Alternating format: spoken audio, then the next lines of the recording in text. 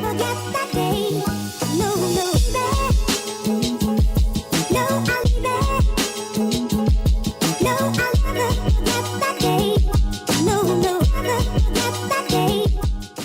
going on, everybody? Welcome to episode 43 of Control the Narrative. This is the first real episode in the off-season. We're going to preview the off-season and just kind of try to predict the future as best as we can. If you're watching this on YouTube right now, you can see that my t-shirt and my hat is the new Scapegoat merch, and this is dropping on Wednesday. It is Monday right now, so this is officially available. Shop CTRLthenarrative.com. Get your hat, get your t-shirt. Proceeds of all purchases go to Black Lives Matter charities, so definitely go check that out. It's for a good cause. It's a dope collaboration we did with a New York City artist called Weird Dog. His company is Weird Dog. So if you're into that stuff, man, we have it available right now on the website, shop CTRLthenarrative.com. Without further ado, I'm going to bring on my guy, Joey.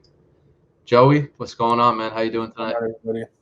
Happy Melo Monday to everybody out there. Cool Monday, baby. Cool, man. First off, appreciate the time. I appreciate you having me, man, on this beautiful platform. You're doing God's work out here and sweeping up a lot of these lies under the rug for our guy. So happy to be here.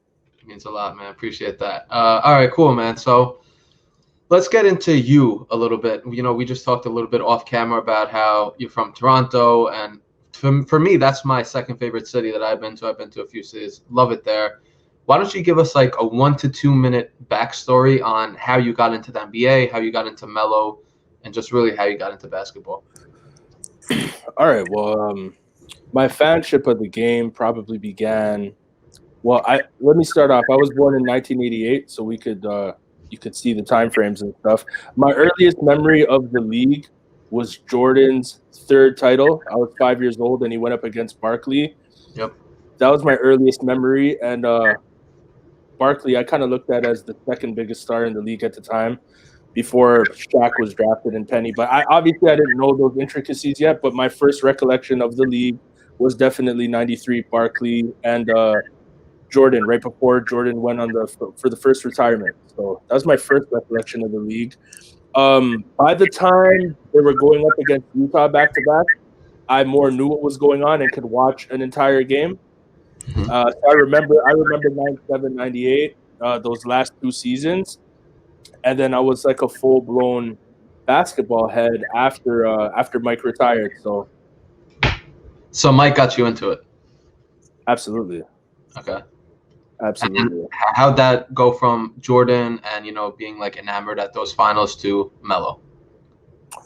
Well, there's that little gap in time. I call it it was kind of a dark time. Jordan retired. There was the lockout. The Spurs stole that ring from the Knicks. So disappointing. Mike came back to Washington. I'm from Toronto. Vince was doing his thing. And at the time, I mean, even if it was only for 2 or 3 seasons, he was better than Kobe for a minute. It's arguable how long that was. I was into the Raptors big time, and Mike was in Washington, and then the greatest draft of all time occurred, arguably, 84, 03. And, any Melo true fan, understands what we've been going through. He was snubbed for Rookie of the Year. That's where it starts. I was a fan from college. Who's not a fan of a guy putting a team on his back, right? And there's always been that built-in rivalry with LeBron, whereas he's been the chosen one, but Melo had more game early on. He was more league ready at the time. Cleveland and Denver had identical records the year before that draft. Melo proceeded to take his team to the playoffs every year in the West. In the West, and LeBron fails to make the playoffs until his third season, right? Yep. So it starts there, and then, we could go to the Western Finals against Kobe and what went wrong in Game 1 and what could have been different than the trade to New York, which people blame Melo for that being a money grab, which it never was. I think it was a legacy, an attempt at creating a legacy, bringing the chip to NY. Because you got to understand, to people who weren't watching back then, it's silly to hear somebody like you and I say, that Melo thought he was better than LeBron. Melo believed he was better than LeBron. So I think he felt with equal or even lesser support, he could take a team over the Right. head. To make it. Yeah, exactly. So I think that was a move for a chip. He just believed in himself more than everybody else did, I guess, right? Yep. Yeah. All right. So question with what you just said. So you said there was like that dark period, then the 03 draft.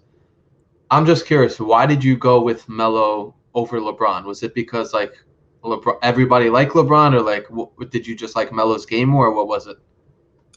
It's a mixture of things, but automatically the skill level was just far beyond LeBron's skill level. LeBron is a freak of nature. LeBron is a super athlete. He is the overall fastest, strongest, highest jumping player ever. You know what I mean? He's the greatest physical marvel we've probably ever seen, and one of the greatest minds we've ever seen. However, he doesn't have the skill of Melo. He doesn't have the package, the arsenal. He doesn't have the footwork. He doesn't have the touch. Melo is just nicer than LeBron, B. Couldn't agree more. He's just nicer than LeBron. And, sorry, let me add, if he was on a team right now where he was the definitive second option, a contender as the second option, I could say the first, but they might not be a solid contender. Solidified second option, he could be doing numbers right now. Oh, 100%. He could be doing big time numbers right now. And let's not even mention the fact that he missed over a year, you know. But anyway, yeah, we'll climb those rankings all time, scoring all time. I'm not worried about it. Yeah, top 10 for sure. Yeah. All right, cool. So, you know, he was probably the third, maybe the fourth option in Portland this year, and it was really a good fit. He fit in Portland. He was comfortable in Portland. So kind of looking forward to the future. We know how he fits there. We know what kind of team they can be. There's been some rumors going on this week that the Knicks could possibly trade for Chris Paul. And this has been like a few months, not in the making, but just it's been rumored for a few months. If New York Knicks traded for Chris Paul, what are your thoughts on Melo joining him back in blue and orange in New York? I obviously don't hate it back in the blue and orange. I mean, it goes without saying. However, I think it wouldn't be the wisest decision immediately until we see what Portland is doing in the offseason, because I like what we have in Portland. I think the Portland situation is overdue. This should have happened directly from New York. Although I liked the OKC pairing, and if you recall, in that season, they smoked the Warriors one game early in the season, real bad. And they played them really tough, and they might have had a winning record against them, honestly. But they were tough. They were mad tough, and I thought that was a Western Conference Finals matchup for sure. But we almost never get the Western Conference Finals matchup that we really, really want. Almost never. So I like New York, but I think we got to wait it out a bit and see what's going on in Portland. But ultimately, I feel like that will be the full circle, and we will end up back there. CP3 being there obviously would be nice. And we would have to decide in New York who to keep on the Knicks and who would have to part ways. Right. Yeah. I'm so intrigued by it. Like, obviously, living in New York, being a Knicks fan, just there's nothing better than hearing Melo's name be announced at the Garden and all that shit. So, like, we know how he fits in Portland, and we'll get into the offseason moves that they should make, the Blazers, if they bring back Melo and if Melo goes back there. But I just think him on the Knicks with Chris Paul, with some of the really good young guys like RJ, Mitch, you add a couple veterans to them, and I don't know, man. They're obviously a playoff team just by Melo and Chris Paul alone. And then you add a few vet pieces, these young dudes, some of them maybe takes another step. And I'm just so intrigued by it because, like you said, I like how you said we are probably going to end up back in New York because it's like the Melo bandwagon is probably going to make its way back to the Knicks. But hey, FYI, it's only a bandwagon if you get on late. All right, fair. Right? All right, Team Melo is probably going to make its way back to MSG. There we go.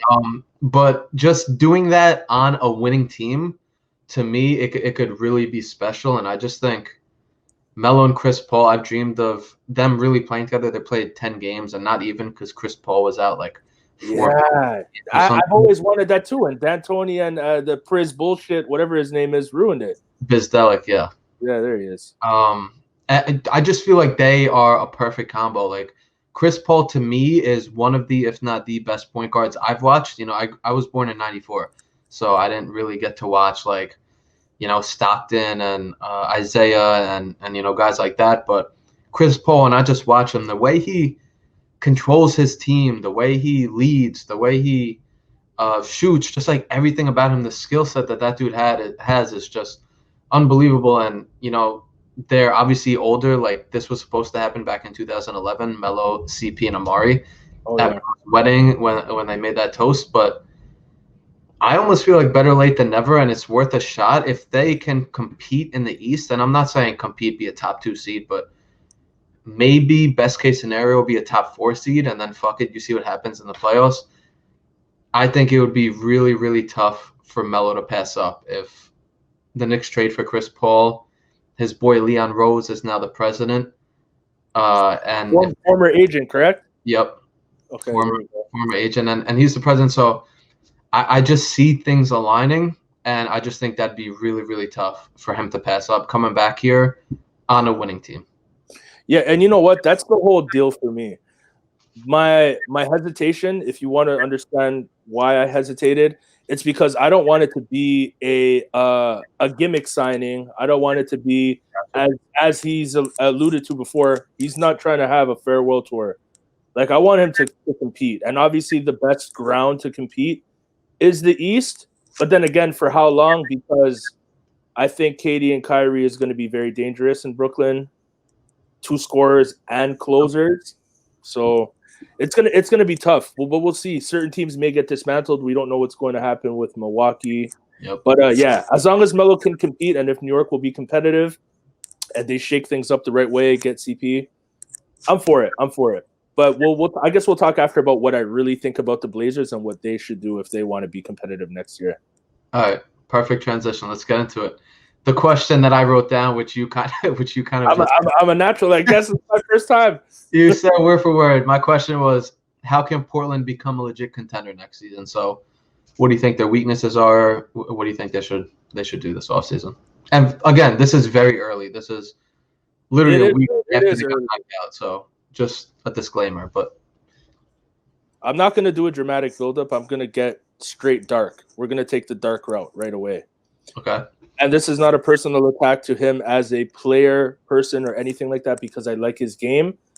I just have a philosophy about smaller backcourts, i.e. Steph Curry, Monte Ellis, i.e. the early Knicks teams of the 2000s when they had Marbury, Crawford, everybody, Nate Robb, Steve Francis, too many guards, too many small guards. So I think if the Blazers are for real, they're going to have to ruffle feathers, kind of like what they did in Toronto by breaking up DeRozan and Lowry. But CJ and Dame, it's not going to work, man.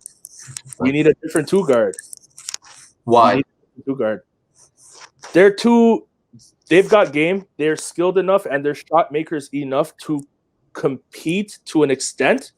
But if we're going to want to make a serious run as with the Blazers, Team Melo, they're going to need somebody with more size. They're going to need a Bradley Beal or somebody. I would say DeRozan, but he doesn't spread the floor enough. But that might even be realistic to sign him because I don't think they're going to re-sign him in San Antonio. That's another topic too, right? Free agency. But yeah, to be honest, I think other than the obvious, which we need depth at the small forward position and the shooting guard position, like we should keep Trent. Yep. And for me, he has potential, but it's going to take too much time for him to get polished, and we don't have that kind of time right now. So he can get out of here. Trent can stay, but we need depth at the 2 and the 3. So if we want to get Trevor back, if we want Rodney after his Achilles exploded on the court, you know what I mean? So if one route is to bolster up those positions, and the dark route is CJ. It's been real, brother, but you know what I mean? And send him to the East Coast or something, man. Interesting. So Important. You said to get someone. Is it literally just to get a player similar to his caliber, just taller? Is that? It seems so simplistic, and I don't want to seem like that I'm that simple of a basketball mind, but that basically is, because he's the caliber enough, right? But I mean, what do you think the Blazers would be saying right now if they had Clay? You know what I mean? Because he can contest at least the shot of somebody taller than him. CJ can't. He's gonna have to outscore you, and that was the Blazers' game for a lot of this run, just outscoring. You know what I mean? And it's cool, but we got burnt out after that first game we stole from the Lakers, right? Yeah, I think that's a good point. I forgot who it was. I think it was Kyle. I may be mistaken. That was on here a few weeks ago, and he said that CJ plays like he's still really short. Like he doesn't play with his size, because this dude, if you look at his like college pictures, he was like 5'11", like this small, skinny dude, and that's kind of how he developed a lot of his game. So that's interesting that you say that. Yeah. I've heard people talk about trading CJ.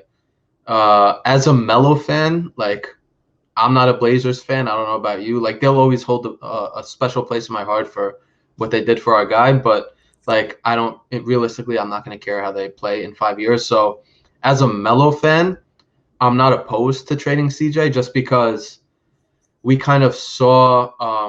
I don't want to say the Blazers had depth at the guard position with like Gary Trent.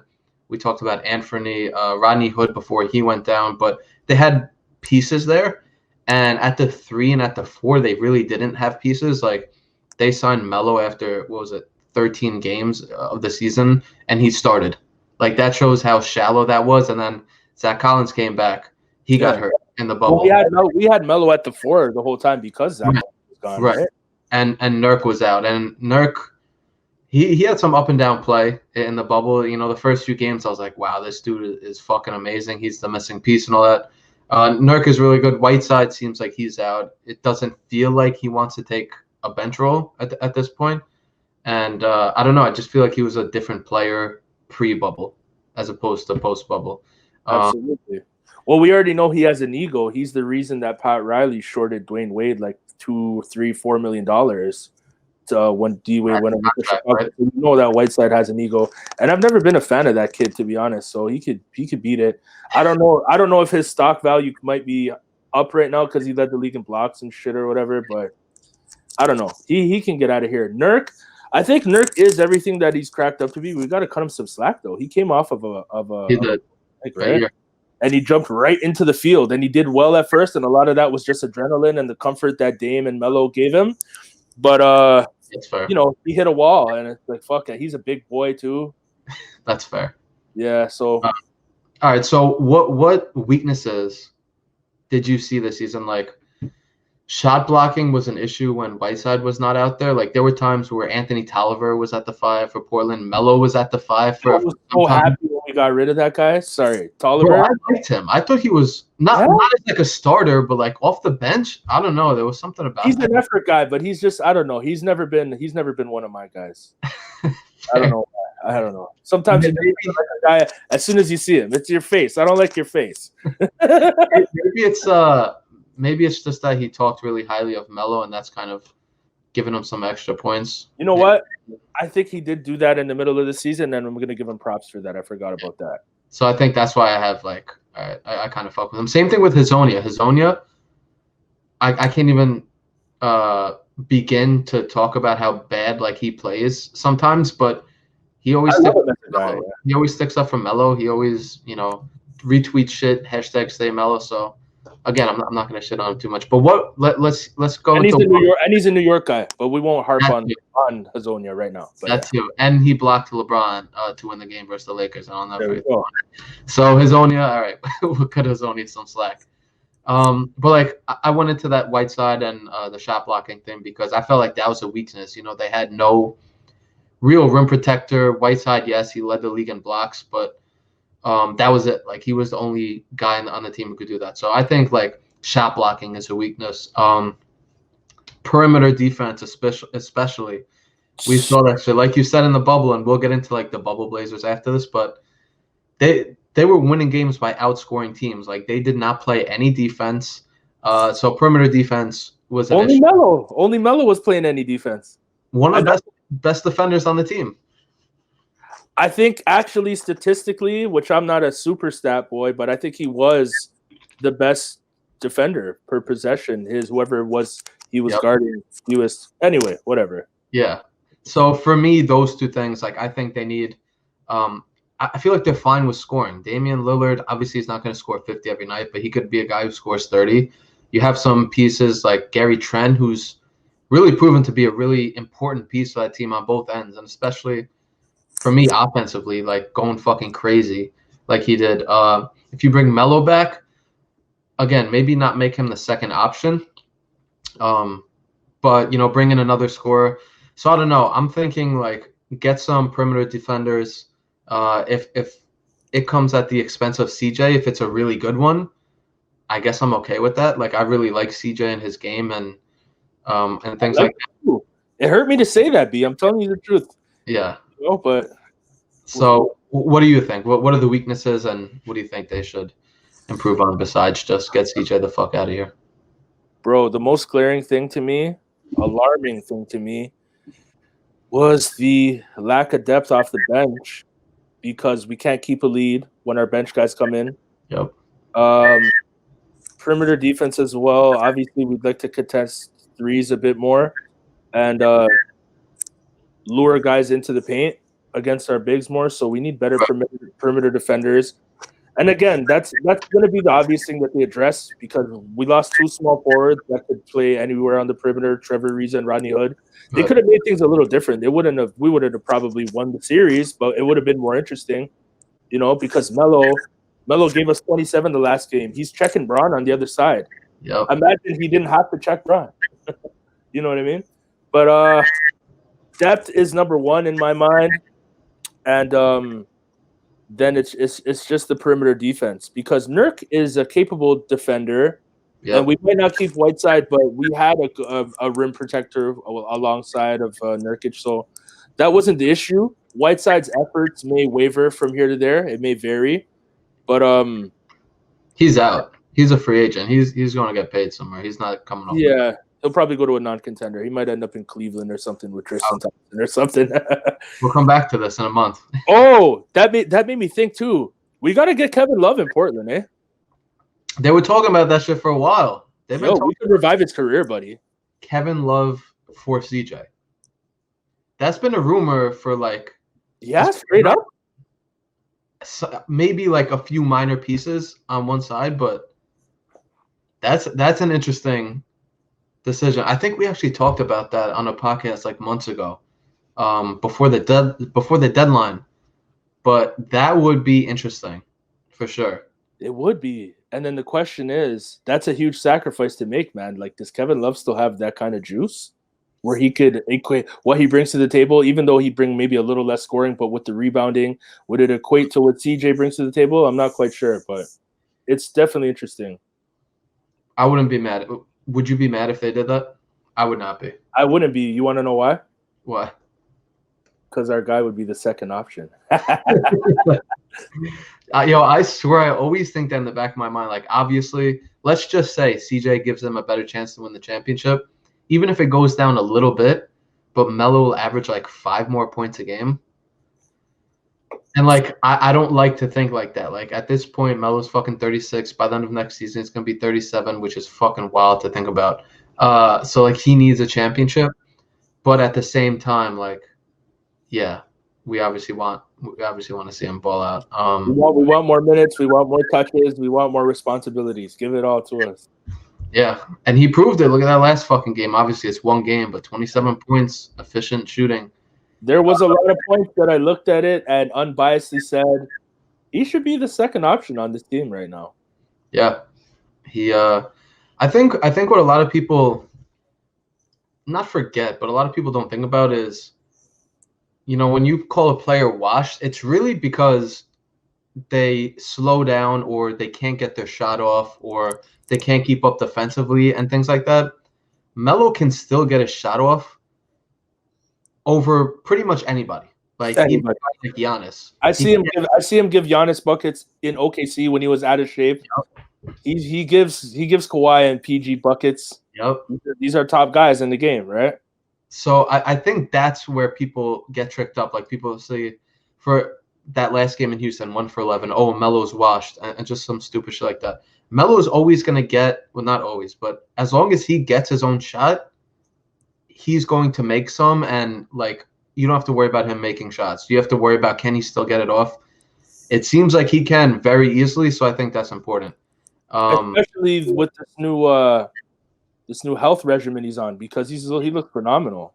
Yeah, he did on both ends. Again, just want to keep preaching that because he's fast. He's getting up the court fast.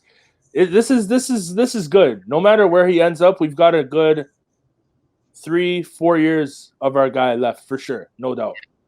I think 2 at the very minimum. At the very minimum. Well, I think that if you say 2, it becomes a question of his character and personality, and are you the type of guy that would like to gracefully bow out earlier than later? Because if he wants to take the Vince route, he could do it till he's 40 plus. I don't want to see it. No, I don't want to see it, but I want to see like Wade went out.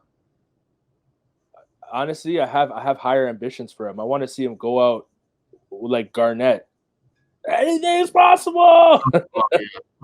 At the top, yeah. That's the goal, man. All right, so I think we talked a little bit about how the Blazers can really become a legit contender.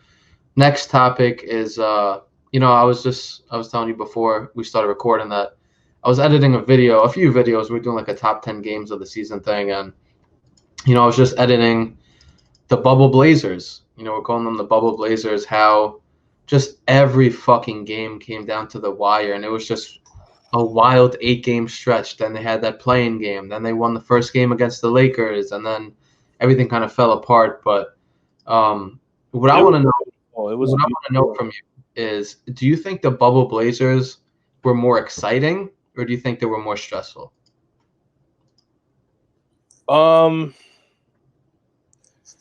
If it was like a ratio out of 100%, it was more stressful. But it was like 60-40. And even if it was 70-30, the 30, we won almost all of those games. So it's worth it at the end. You know what I mean? It's like going on a date and, it's a new girl and you're sitting with her and I'm like, man, should I make the move? Does she want to give me the drawers tonight? Or, you know what I mean? It's a lot of anxiety. But when you go to the washroom to wash off after you complete, your mission, it was all worth it. So I have to say more exciting. The excitement was bigger than the stress. You just said 70-30 stressful. Yes, but the 30% weighs more. It's you know what I mean? Gotcha. Okay. Yeah. I get what you're saying. I was gonna say 75-25 stressful. About the same. Just because like every fucking game, every fourth quarter, not every shot, like a shot in the second quarter, at the end of the day, it's not gonna win or lose you the game, but just like that Nets game, I keep talking about that last game of the seeding games where Melo missed that 3 with like 15 seconds left. They're up 1. Then Karis LeVert comes down, who was getting everything that night. He probably shot 65% from the field. I was sitting on my bed watching that shit. I was legitimately shaking. Like I haven't felt those type of nerves or anything like that, because like us as Melo fans, right? What has the last 6 years been, really 7 years been, in terms of exciting games and meaningful games? Like yes, they went to the playoffs in OKC, but I don't know. I just didn't feel like that attachment, especially when Melo was shooting fucking 6 times a game. The end of the Knick tenure, not many meaningful games there. So it was like they packed all the stress in those 8 games that us Melo fans, I feel like, have missed out on over the last 7 years. And I get where you're coming from, where like the excitement outweighed the stressful shit. But I don't know, man. I'll always remember like this season, and I'll always remember every fourth quarter, them being down 6 and Melo hitting a 3 with 3 minutes left, and it goes to 3. And then the first game against the Grizzlies, they won in overtime. Melo hit those 2 big shots, then missed the 3 with like 2 seconds left. That I talked about it. If he hit those 3 threes with under a minute and a half left, and he hit that game winner, I would have jumped out my window, fucking Jesus landed on my neck. Jesus Christ, that would have been it. The trifecta, the three threes. We won in overtime, like you said, but oh man, that would have been it.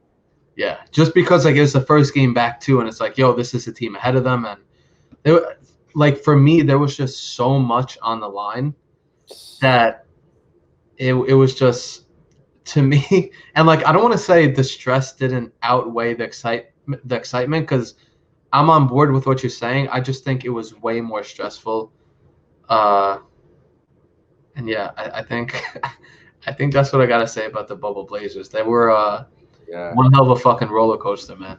It was. And you know what? As you alluded to, it was bigger than the bubble for the true fans because this is 6 to 7 years of distress and discomfort full circle in the bubble. And if you watch the Blazers often this year, as I did, almost every game, anyone that I could watch, despite their record, I always looked at it like, yo, you guys have what it takes. Right. You guys have what it takes. And then there was the stoppage, and then fast forward to the bubble, the cards were all stacked against the Blazers. And even though like real hoop heads believed because they saw who was on the floor and they said, okay, clean slate, getting a couple of guys who were on the reserve back from injuries. So they made believers. And the bubble was nuts, man. It was amazing. Games were like 95% of the time stressful, and then only not stressful at the end when we won. So it was nerve-wracking, bro. It was, but it was everything I wanted it to be and beyond. We made it. You know, we went up against Braun with a depleted team. Like, he should be embarrassed that he even won that series against his boy Melo because we weren't working with much, man. And then when Dame went down, it's a wrap. But yeah, the bubble was intense, man. The bubble was everything we thought it would be. Melo solidified the statement which he set out to make this season. Yep. And it's been a rough ride, man. It's been a rough ride since he left New York. It's been a rough ride since Phil came around. Since 2013, it's been a rough ride. Is that when Phil came around? Phil came in 2014 in, I want to say January or February, maybe even March. I want to say February. So in the middle of 2013-14, but like the last time the Knicks made the playoffs with Melo, and just in general, was 2013. And then 13-14 was that like extremely disappointing season where like they just came off 54 wins and then they trade for Bargnani. Don't get me started, bro. Don't get me started. You know what? I'm going to get started. Actually, sorry. I don't think Bargnani was on the team for that season. Maybe he got traded the year after. But either way, they missed the playoffs that season by one game. Bro, it doesn't make any sense. So Phil comes. We win 54 games. Mike Woodson's our coach. Defensive-minded team, veteran team. Yes, a lot of vets bolted at the end of the season, but we need to keep that team together. Tyson Chandler just came off of winning Defensive Player of the Year, maybe a year or two before. Phil comes in, trades him. Phil comes in, trades JR and Shumpert. Yep. Braun had just gone back to Cleveland. They were ass. They get Shumpert and JR, bolster up their bench, and take off after that, end up in the finals. You know what I mean? It just none of it made any sense. They won. JR and Shump won the finals with them. Yeah, not LeBron's first year though. His second. Oh, gotcha. But I mean that year they went from a team that looked like they were gonna be in the bottom half of the Eastern, like not have home court advantage in the playoffs. They got a couple of solid role players. JR just won 6th Man of the Year 2 years before too. I don't understand what the vendetta was, but he came and infiltrated the organization and picked it apart piece by piece. You have to remember, they got good pieces back for those guys. They got Jose Calderon. They got Lance Thomas. They got Lua Munson. You know what? I thought you were serious for a second. I was about to flip out. I was about to throw the whole computer. By the way, just looked up the Bargnani. He was on that team for 13-14. So they won 54 games, and Phil didn't trade for Bargnani, so I don't know if I said that, but he did not trade for Bargnani. But like you said, traded Chandler, who just won Defensive Player of the Year 2 years before. Yes. Traded J.R. Smith, who just won 6th Man of the Year the year before. Shumpert, who was a good piece on that team. Athletic defender, capable of getting hot. Yeah, and the thing about that 2012-2013 Knicks team was there was a lot of older guys on the team, so I don't think they could have ran it back like that because, like, you remember there were guys like Jason Kidd retired, Kurt Thomas retired, Marcus Camby, I don't think he played again. Rasheed Wallace retired. Baron Davis. Baron Davis was the year before. Then you have like Quentin Richardson. You have guys like that. Remember Baron Davis got hurt in the playoffs versus the Heat the year before, his knee, and then he was done after that. Yeah. But the point being that there was a lot of guys, but when there are guys like that, you don't bring in an Andrea Bargnani who, like, isn't that veteran. He has no – how many years was he in the league? 1, 2, 3, 4, 5, 6, 7. So, yes, he's a veteran, but he didn't do anything. Extremely disappointing being the number one pick. I can attest to that. We drafted him. Yeah, right. Go ahead. Horrible. We hyped him at the time. We were fixated on building like European squads in Toronto for whatever reason, and he was supposed to be the Italian Dirk, and he wasn't. Capable scorer, skills, good footwork actually, no defense, no heart. Motivation. I feel like no motivation, no heart. You said it. Nothing. I feel like he had the skills. Like he was he actually did. Big shooting big man where you really didn't see a ton of those back then. No. Like he got drafted 06, so you didn't really see a ton of them. Yeah, he played with Bosch. He played with Bosch before they bolted to Miami. Yep. And that's another thing too. I don't think at the time the way the league was going, you don't want your two best players to be bigs. So right. Yeah. Anyway. Then Melo never had that great guard in New York. Like you could say Felton, Kidd, but like Kidd literally finished the end of his career. For his last 18. Like every time I think of that, I get pissed. I can't even talk about it. So anyway, yeah, that was. You said Felton finished his last how many shots? Sorry, Kidd finished his career for his last 18. Oh, he was done, bro. I swear he was on Brooklyn's bench like the day after he was coaching. Yeah. Literally, he hadn't even hung up his Knicks jersey, and he was coaching the Nets. Absolutely. So it's been. Moral of the story, it's been a rough 7 years for us Melo fans. And it has.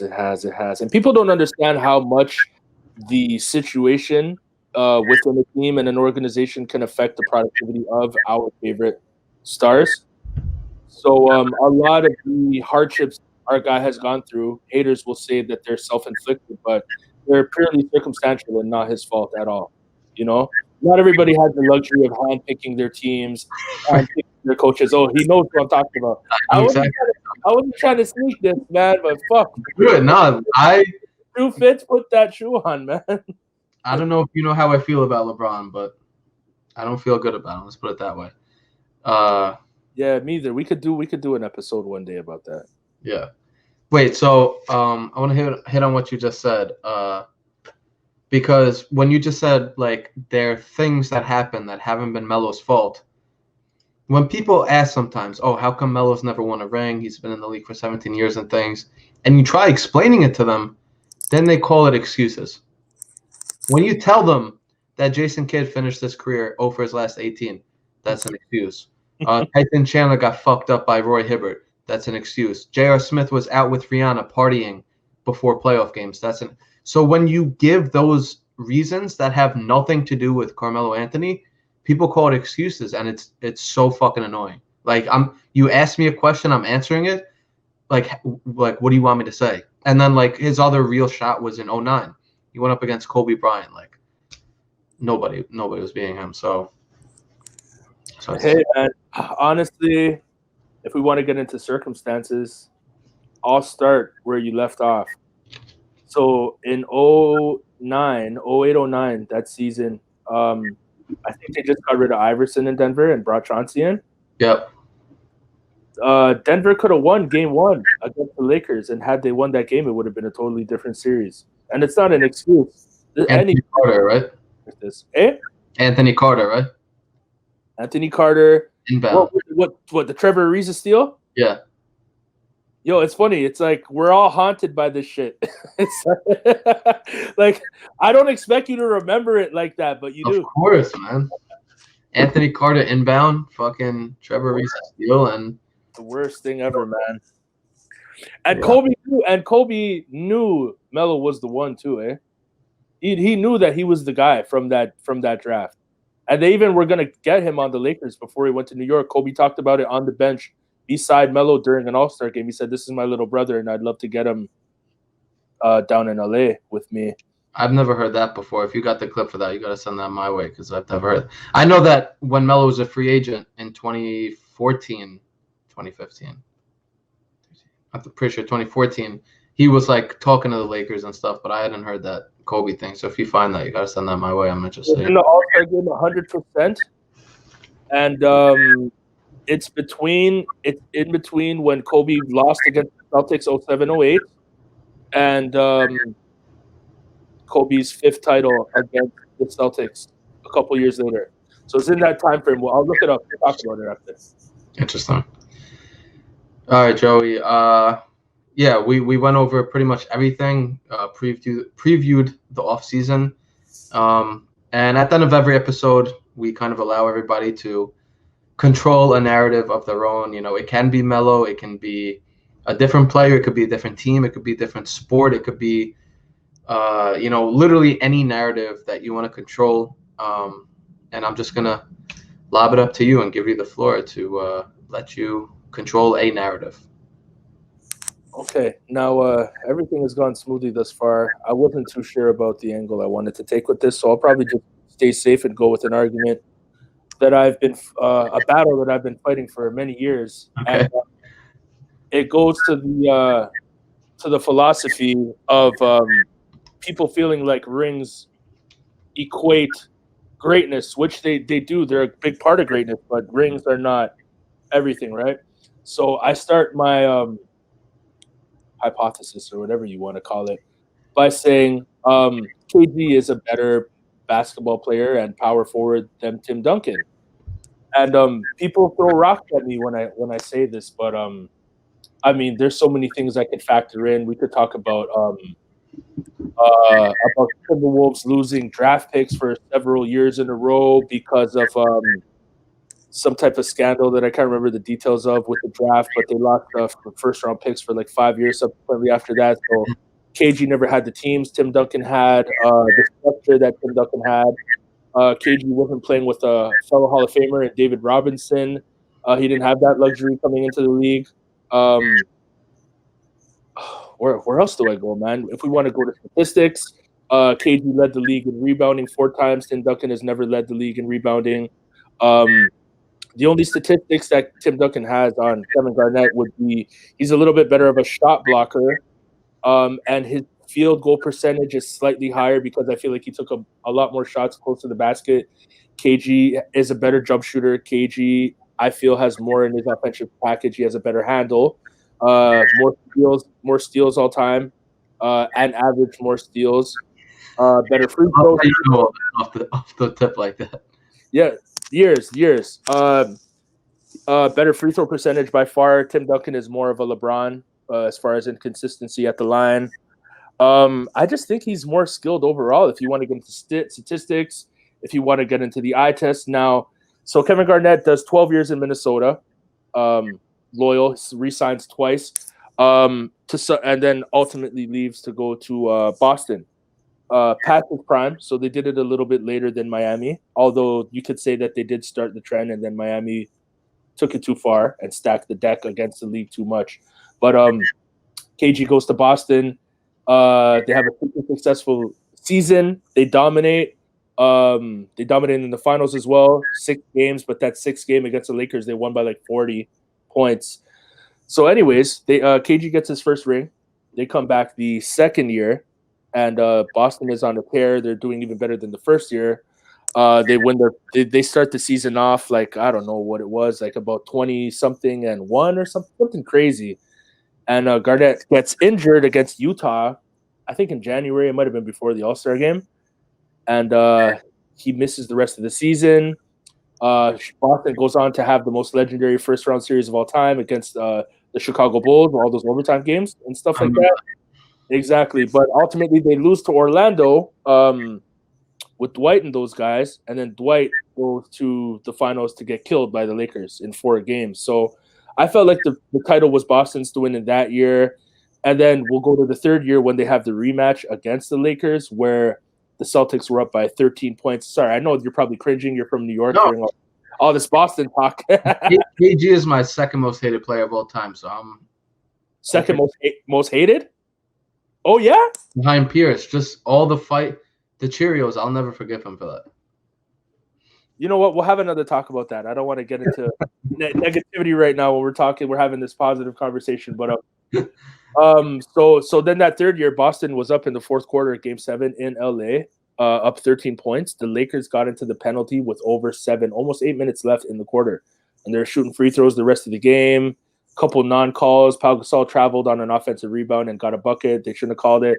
Anyways, the way things go, the way the cookie crumbles at times, can control a narrative. So I'd like to grab control right now and say, KG could have easily been a multi-time champion, but he wasn't. That's okay. He's a league MVP. He's a 4-time rebounding leader in the league, defensive player of the year, champion. And if his legacy comes down to being the second best after Tim Duncan, or if you want to argue Dirk, Mailman, Round Mound, or whoever, you can do that. But if it boils down to him being the second greatest of all time, I'm okay with that. But I always felt he was the more talented player overall than Tim Duncan. I think it's easy to see that too. Fair. I'm not going to disagree with anything you just said, but I'm going to say I fucking hate Kevin Garnett because of all those New York-Boston matchups back in the day. I'm very proud that the Knicks ended that Celtics Big Three. The Knicks, after they beat them in the first round, they traded them to Brooklyn. But Ray Allen was gone. I think they replaced him with like Jason Terry or something. Yeah, I think they did. Yeah. But yeah, I hear like what you're saying. I don't think I think it's tough, when a player, and Garnett like won a championship, so people don't label him a loser, but like how people talk about Melo. So it's interesting how a player wins a few championships and all of a sudden it like catapults them like absolutely to another level when situations happen and things don't line up, and sometimes most of the time I feel like it's not their fault. Stars show up and shit like that. But interesting, man. All right. Yeah, man. The way the cookie crumbles, man. That's how it goes. That's Robert Horry isn't a greater basketball player than Carmelo Anthony, right? But there's I don't think everything is black and white. I think sometimes there's a middle ground. And when we're doing all-time rankings, it has to be a balance of skill, accomplishments, and hardware, right? It can't be too much of everything, otherwise it becomes unfair. But what were you gonna say, brother? Yeah, no, I was just gonna wrap it up. So whenever, if you had something else to add, then go ahead, because I literally could not agree more with that. People just look at, Kobe had 5 championships, but LeBron has 3 championships. This guy has this many, and they just compare it like that. It's like there's so many factors that go into it. It's not just like if you're great, you win a champ. Like it's not like that. There's so many. It seems like the ring count is the deciding factor for all the media people, except for LeBron, because then it's like, okay, but LeBron's lost more in the finals than but then it goes to art. But it's finals appearances. It's like, all right, so what is it? Is it rings? Is it finals appearances? Is it like also like what it's tough, man. But all I know is that when Melo decides to hang him up, whether it be in 2 years, 4 years, whatever, 3 years, he's gonna get his flowers, and I feel like he definitely got a lot this year, this season, and I feel like he will get a lot more, and people will be like, shit, I remember those times where he would get the ball in the elbow, and there was literally nothing you could do. If you got up on him, he was driving past you. If you stayed back, he would pop it in your face. So, yeah, man. Interesting combo, and I think it's something that people need to think about when they make these lists. Go ahead. I'm not complaining, but I thought we were going to touch on who was available specifically in free agency. That's why I feel like that was tough to do because we have no idea really. Besides like the contracts, but like there's a lot of trades. But you got someone you think Portland should go after? Well, I mean, Brandon Ingram is available. He's a restricted free agent, right? Yeah, he is restricted. Obviously, AD will re-sign with LA. DeRozan, Drummond, Gordon Hayward, Gallinari, Mike Conley, early termination option. Van Fleet, Montrezl Harrell. There's people, man. There's people. Ibaka, Bogdanovich, Jordan Clarkson, Goran Dragic. Give me two of those names that you think would fit well on the Blazers. I'll give you a few. 3-and-D, Otto Porter. I don't know if he could still play. I haven't seen him since John Wall was any good. I feel like he's interesting. Yeah. Jeremy Grant from OKC, and he's in Denver right now. Otto Porter, Bogdanovich. And you know what? If Ibaka will leave Toronto, which I don't think he will, we could get him. I would rather have Ibaka than who's our power forward again? Buddy that just came back from the injury? Zach Collins. There we go. I'd rather have Ibaka than him. He's bad at least, right? Ibaka's consistent too. You know what you're gonna get out of him every night. And like Zach, another thing, and he has probably the worst hands I've seen in the NBA. Dude, I don't know if he caught a single pass this season. Every pass was like, and I was just like, bro, like catch the yeah. He was nervous, man. He's playing with greatness. Melo's on the floor. He doesn't know what the fuck to do. That's a good excuse for him. And you know what's annoying? I was so excited that we got him back. I'm like, oh, we got a stretch 4. He can shoot the 3, and he did fuck all for us, buddy. Yeah, no. Yeah. Not what I thought. I agree with you. I thought he was gonna be a lot better than he was. But yeah, man. So we went through some of those names too. Thanks for bringing that up. Yeah. All right, Joey. We came to the end here. Again, just want to say thanks for hopping on and taking some time out. I know you're drinking over there, just enjoying your Labor Day right now. So appreciate the time, man. And why don't you put your New Work Order? Is that your Twitter? Are you on Twitter? I've never used Twitter in my life. Call me crazy. Why? Yeah. I don't know. Fair. I think my opinions could be too abrasive sometimes, which is probably a good thing. I'd probably be boomer. Yeah, that's how you get some attention on Twitter. Yeah. But anyways, my Instagram is _work. Work is spelled WURK __ORDER. Not too much activity on my page at the moment, but I'm gonna pick up my activity very soon with merchandise, which I used to pump a lot of clothing and stuff like that. I have a line of my own, and I support Melo on my page openly for the last few years since the end of the New York tenure. So yeah, hit me up, New Work Order. You're the man. Keep doing God's work, and yeah, Melo, we got your back forever, bro. Yes, sir. Stay mellow to the death, baby. All right, man. Appreciate the time. Toronto to New York. Toronto, New York. Later, bro.